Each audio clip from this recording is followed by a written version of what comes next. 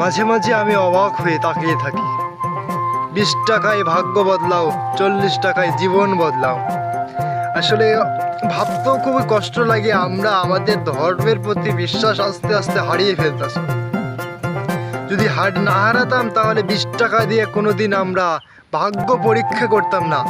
যে পীর তার নিজের ভাগ্য জানে না, সে অন্যের ভাগ্য কিভাবে পরিবর্তন করে? আমাকে একটু বোঝানোর চেষ্টা করো। ও নিজেই জানে না ও কি, ওর ভাগ্য কি।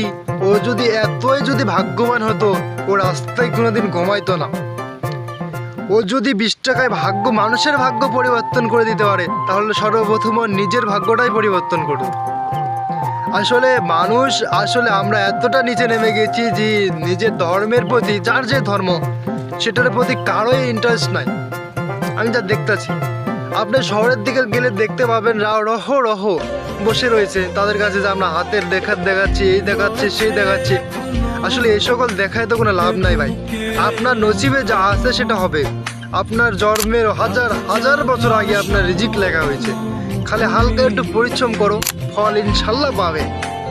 এমনটা না যে পৃথিবীতে ভেঙে পড়ে যাবে। খাবার অভাবে এই পৃথিবীতে কেউ মরে না ভাই, খেয়ে দিয়ে মরে। ক্লিয়ার?